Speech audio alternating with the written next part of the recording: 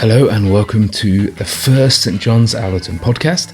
I'm really glad you're here and I hope you enjoy listening. We are a family church and loads of things happen throughout the week. This podcast is a place to hear about all things St John's. It's a place where we are going to share content from our monthly God, Life and Everything congregation. So if you can't make it along to that, you don't have to miss out completely. This month we start with a conversation with Beck about children and family work at church, and then we have a great conversation from God, Life and Everything in January with Azariah Franz Williams about deconstruction and faith shifts. How do you find Jesus when you've got so many questions about life and faith? And then after some notices, we're going to have a regular Anglican slot where we ask Joy about certain things about the church. This month, what is the point of liturgy? That's enough from me. Let's get on to some content, starting with Beck explaining who she is. I'm Beck and I am the families worker. So mainly under fives, but families nice. Here at St John's. We met in the baby group she runs on a Tuesday morning. Well, there's a bit of background noise, but we were hoping that it adds a little bit of atmosphere to the interview. Hopefully that's what it does. It's a great space for babies and their carers to come, have breakfast, chat, relax, and a way to be whatever they need it to be. Beck is employed part-time by the church and she heads at work with families and preschoolers. I asked her what else she did throughout the week.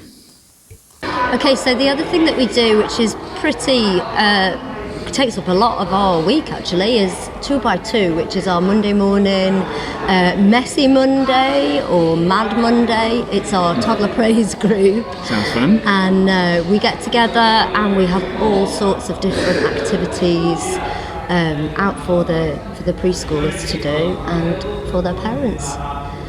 And nice. And what to give people at the moment we're at the baby group on a Tuesday and the 2x2 meets on a Monday. What kind of amount of people do we get along with these things? We can hear a bit in the background, which is great. At the moment there's quite a lot of parents. There's probably about 10 at the moment, aren't there? Yeah. Probably about 10. And there's a few more come and some leave. And what kind of amount of toddlers do you think we have on a Monday? On a Monday, we've usually got about 20 families, maybe a little more than 20. It quite often sounds like a lot more than 20.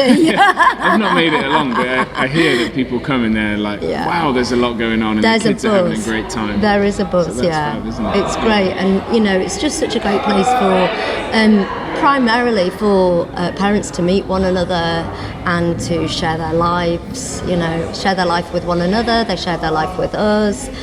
They get to do lots of interactive things, activities with their children and see their children grow and learn, and we learn together. Nice. And over the last year or so, there's been quite a lot of baptisms in church, hasn't there? And a lot of the time, no one in church knows this family or this child, but I do. But you do, and Joy or someone always says, "Oh, this is a family that Beck knows." Do you tend to get to know them through the 2x2 and baby group? Yeah, absolutely. I mean, I'd like to think of it as like it's a wide front door, isn't it? It's like I don't know whether the word shop front is a good word, really? But this is our welcome place where people come and they get to know, that this is a place where they can belong, and those that want to baptise their children feel like this is the place that, they feel comfortable doing that. And in 2x2 they hear about Jesus, they hear the gospel, they think that's... Absolutely, yeah. Every week, no matter what we do, it's God-centred, so even if we're just talking about how useful our arms are, we are absolutely talking about the fact that God gave us those arms to be useful and he wants us to use them, for example. And I think what I think, and maybe you think as well, that those people don't always come on a Sunday morning, but the family of St John's is a lot bigger than just the Sunday mornings. Absolutely, that the youth group don't they meet, and I know a lot of them come but don't come on a Sunday morning, and there's other groups that meet, and so that's a way of kind of saying to those families that they're a part of our church family, absolutely, even if they just don't come on the Sunday morning. I think this is it, and I think one of the things I've always thought is that even if they don't come on a Sunday, typically, this is their church, and so many people, when they've had times of crisis, they'll turn to us because this is their church, or when they've got times of celebration, this is their church. You know, when it's holiday club and they want to reconnect with us, this is where they do it. You know, throughout the year we give them opportunities, and they know that this is their family. We kind of got into it, and Beck had even more to say, and actually I had a little bit too much to say as well.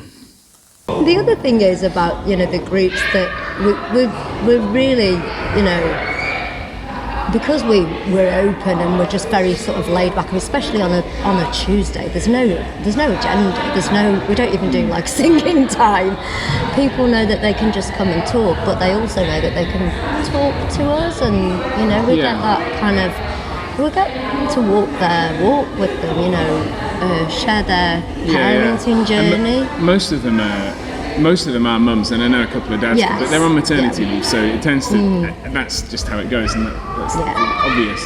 But we love it when dads come too. Yeah, but through that journey of maternity leave, I know from observing and being in a family when my wife was on that, it's easy at times and it's really hard at times, and sometimes the parents will come here and just enjoy having a nice time and be able to support friends who've had a few weeks of awful sleep, or their kids are going through a difficult phase, because that happens, doesn't it? And it's great to have no expectation, that you can just come and hang out.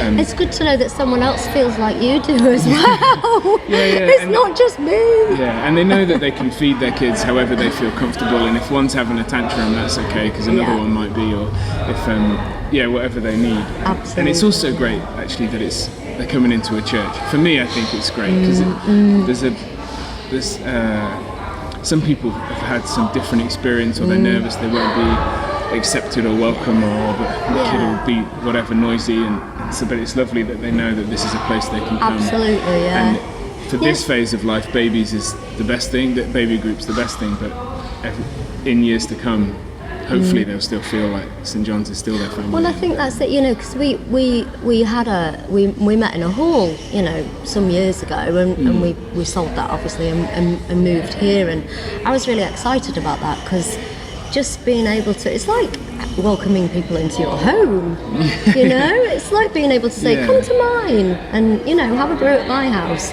rather than saying, oh, we'll meet in a cafe, you know, and it feels a lot more like inviting people to your home, but a place that they, you know, like you say, walking over the threshold of church can be really difficult. And finally, I asked Beck if there was anything she needed help with, or any way that we could pray for her ministry. Please always pray for our families, and there are a lot of families who are struggling, and I think it's always good to keep holding them in prayer, and pray for the team as well, you know, for them to have wisdom, to know to look out for, you know, the families that need extra support, and for us to have wisdom about how to support people.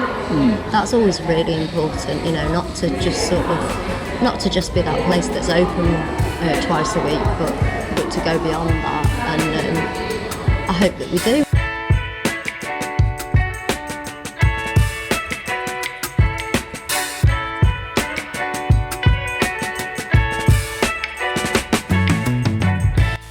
It was great to hear from Beck. We've got a conversation with someone from another area of ministry next month. Now on to some God, Life and Everything, a conversation from January. God, Life and Everything is our new monthly gathering. Each month there's a guest speaker and we dig into a topic that they know a lot about. This is different to the kind of church we have on a Sunday morning. It involves a lot of talking, thinking, questioning, and eating cheese and crackers. There's a talk followed by some discussion and a chance to think, and then we come back together for a question and answer session with our guest. In January, I started the conversation by asking Azariah what deconstruction was and what it had to do with his faith journey. Ezra is a priest in Manchester and a longtime friend of Joy and Clint.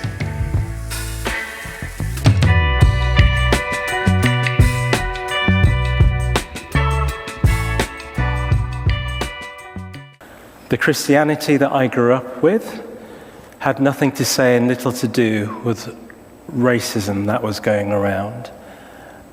The Christianity that I grew up with didn't have much to say to white working class lads that were looking for an adventure. The Christianity that I grew up in was about, the boat was more like Noah and his ark.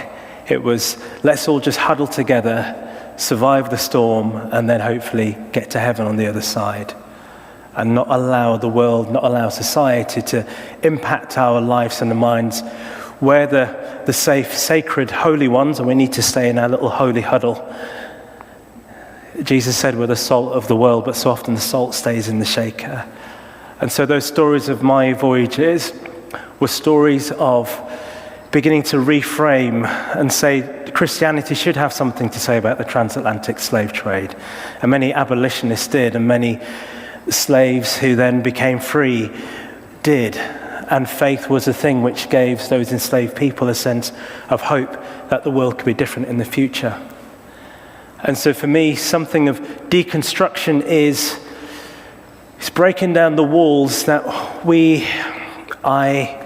Christians can put themselves in rooms where there's walls around, and actually breaking those walls down to show that there's a much bigger world out there. If you didn't know Neverending Story, you probably won't know this, but there was a film called The Truman Show. Truman Show, anybody? Okay. Yeah, thank you. You can come again. Next month, different speaker. And Truman Show, there's this idea of this was all the world was. And in fact, Truman was taught to be afraid of the boundaries and the borders. Truman was taught to be afraid of actually questioning things.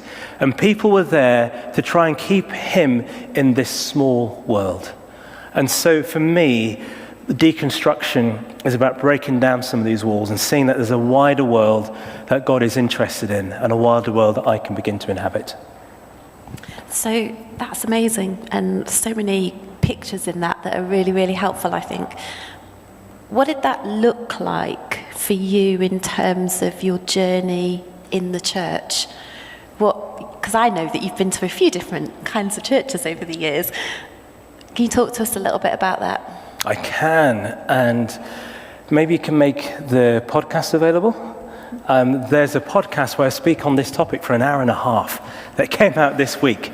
So settle yourselves in. So the quick version is, my mum was part of the Church of England on the island of Nevis. She came to this country in 1955 and went to the Anglican Church here, but found it was a cold country and she got a cold welcome. So she then found herself going along to a Pentecostal church. Often when I say that, people think of a church full of black people. It was a working class white Pentecostal church out of a group of churches called the Elim churches. And so she went there and found that when she sang, everybody else sang with her. And unlike tonight, it's all right. I'm not hurt, honestly, I'm not.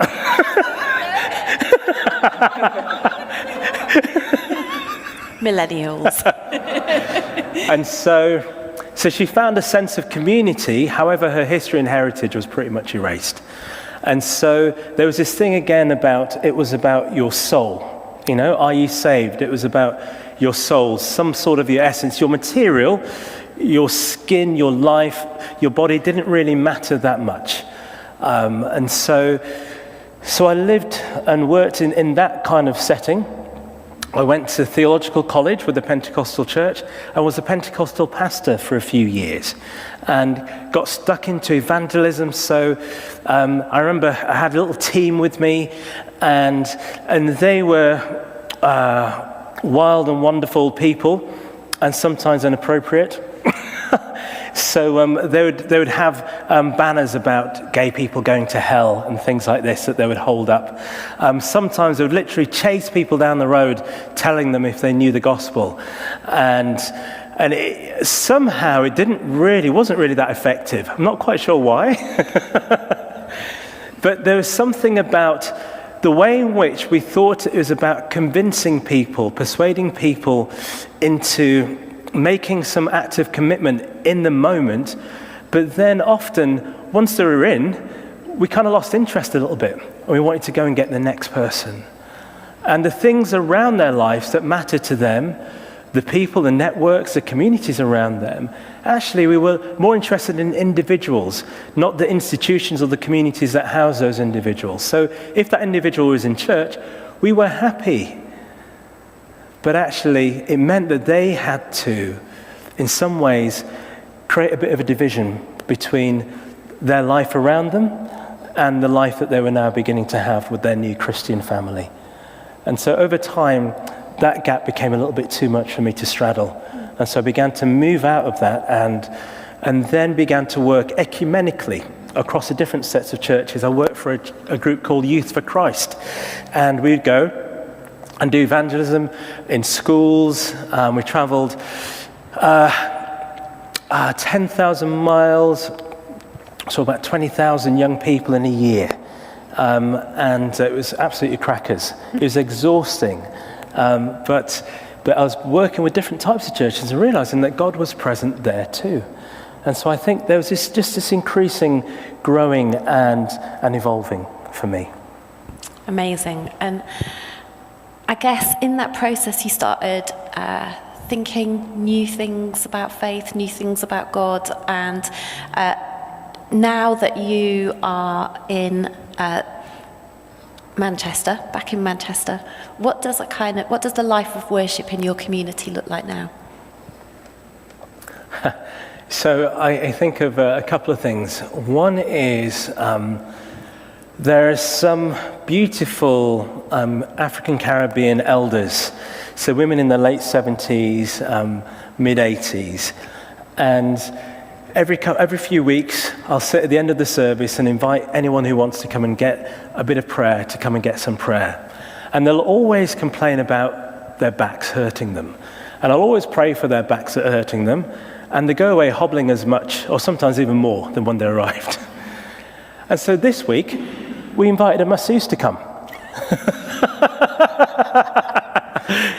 Because bodies matter. Bodies matter, and I think my prayers were giving them a sense of comfort, but actually we can be practical material about things as well. So we booked a masseuse who came. So we had our Eucharist, so they had the service first, of course, and then afterwards they got a massage, and they were delighted, absolutely delighted.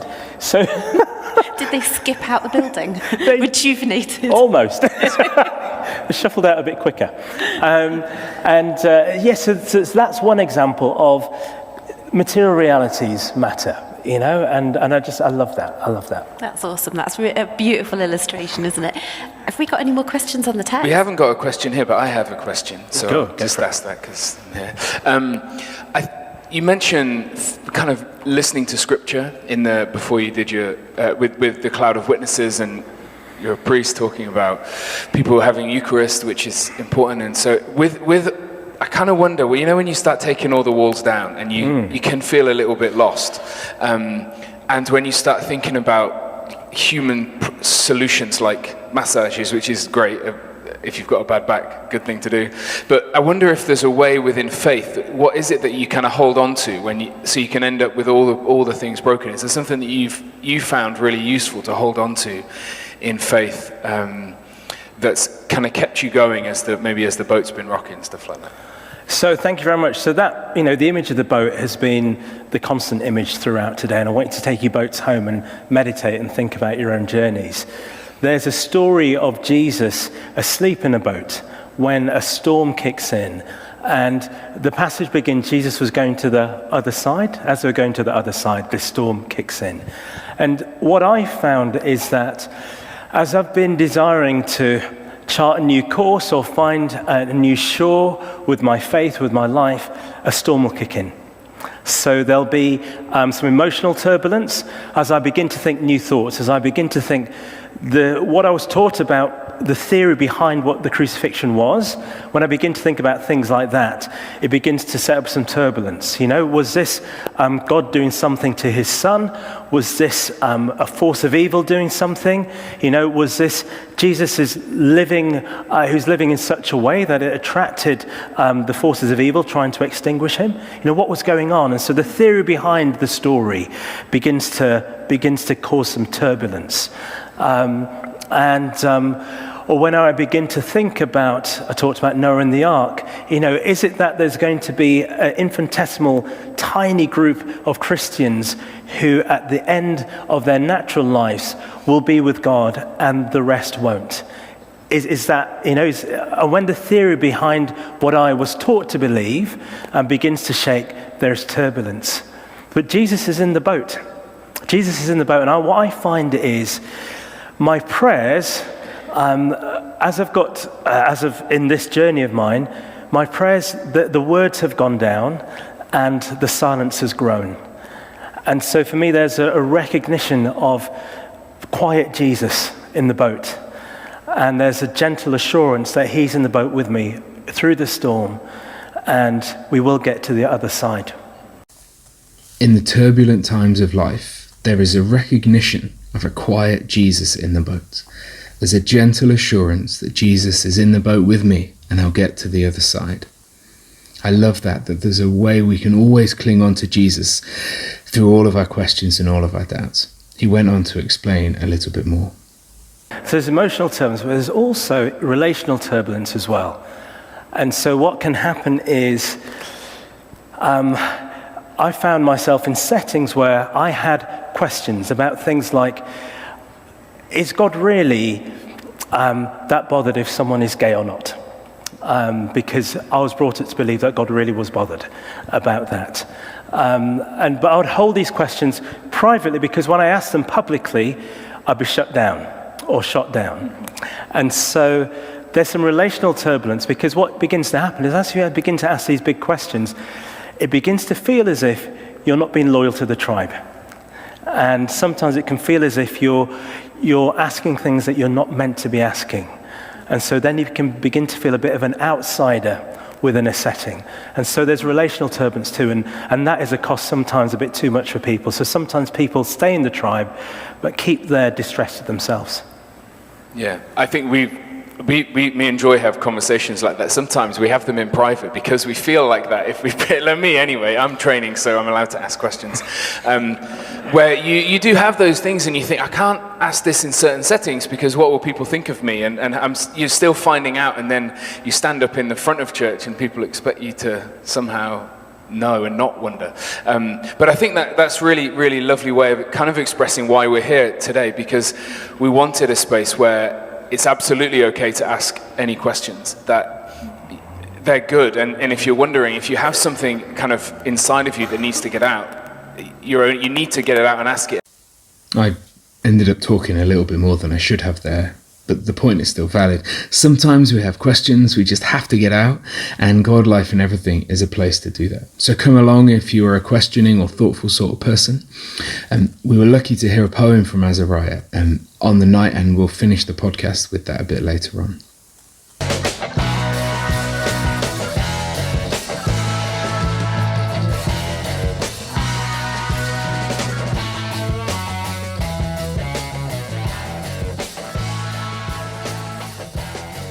We've got some notices so that we're all up to date with what's going on at St. John's. Just to remind everybody that Wednesday's church is open from 9 till 5, so come along, come for the day and do your work with your laptop and the church Wi-Fi, or just come along for a pop-in for a cup of tea and a chat and a piece of cake. It's great to see everybody. As part of that, I also love to invite you for 9:30 morning prayer with the staff team. We always meet and pray together and read the Bible together, and it'd be great if other people wanted to join us as well. I want to mention that on the 12th of March, after Cafe Church, we're going to have a bring and share lunch with everybody who comes along to the service. Bring your food and leave it at the start of the church, and it'll all be sorted out and then ready to eat together when the service is finished. As well as the shared meal, we've been commissioned to record lockdown memories to be displayed in Sheffield Museum. So this will be available. There'll be some scrapbooks and art materials available throughout the meal. So whenever you're ready, you can go up and join in and share what you remember about lockdown in partnership with the COVID-19 Community Memorial Fund and Compassionate Sheffield.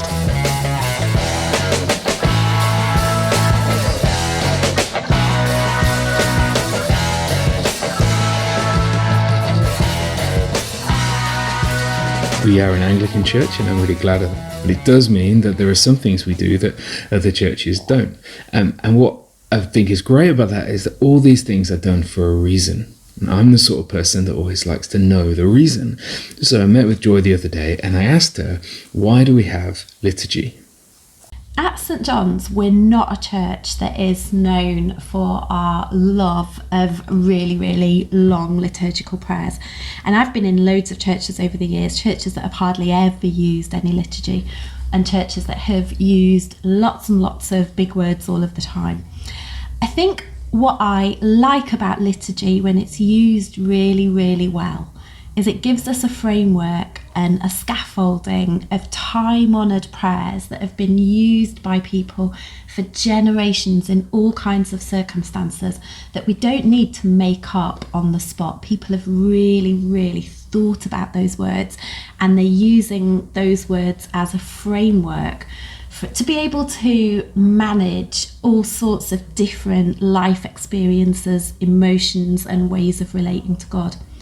I really love the charismatic church, and I love that we can draw close to God in intimacy and worship, and that we can use our own prayers that we think up on the spot to really express what's going on in that moment and what God's doing. But sometimes we all have those days where we just can't bring it, where we don't feel great, and we don't know what we think, or we don't know what we feel, and we don't feel like we've kind of come with our A game.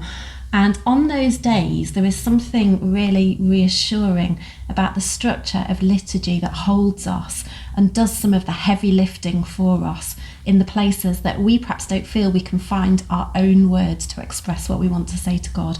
So I think at its worst, liturgy can be an excuse for not paying attention and for not focusing all of who we are in our worship. But at its best, liturgy can be transformative and can use the words of others to take us to a place of deeper connection with God as we offer ourselves into prayers that have been tried and tested for many years before us. We sometimes feel like in the Church of England that there's these given prayers, and charismatic churches don't use them. They just use other kinds of liturgy, the songs, and the same kind of repeated phrases are used anyway, aren't they? So it's just another form of unsung words that are kind of given to you. We all have a liturgy, whether we know we're using it formally or not. And we need a framework around our worship because, well, maybe we don't completely need a framework around our worship. It's great to have those spontaneous times of worship that are just free and go into places that we don't expect. But in normal life, most of the time, we need a framework to help us feel safe and secure, to help us orient ourselves, to understand the direction of travel, to know what we're doing. We ended up getting into quite a long conversation, and Joy started telling us all about her childhood. My experience of liturgy growing up is really, really interesting. That I went to a church that followed communion in the ASB order of service book every single week, from being, well, a babe in arms to being 7.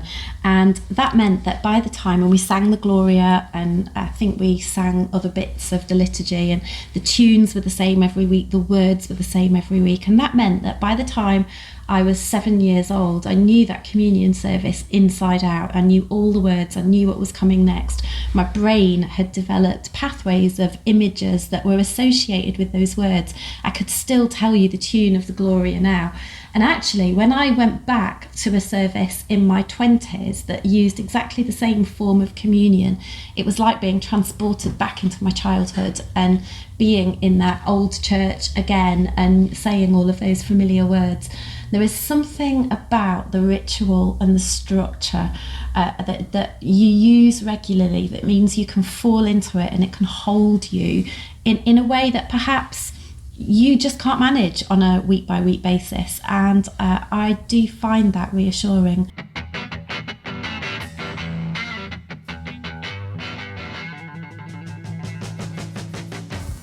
Thanks for listening. I hope you found this interesting, informative and useful. We'd love to hear your comments and ideas, so please get in touch about what you liked, what you didn't like, what you'd like to hear about another time. To close, I'm going to leave you with Azariah's poem from God, Life and Everything. See you next month. Breath flows around me and through me. I am its instrument to be fashioned and honed. The chisel and the file are the tools of my becoming.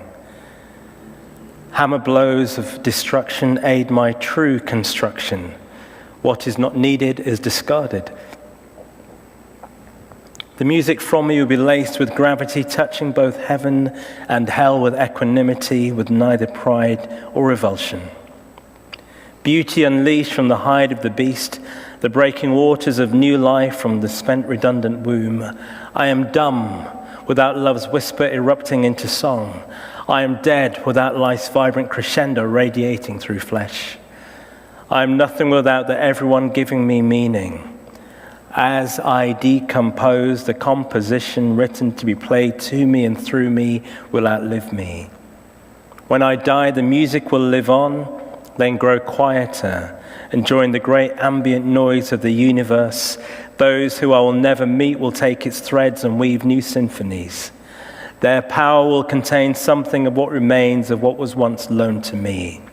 The timbre of their strong voices will contain a trace of a long-forgotten tune, once sung by me.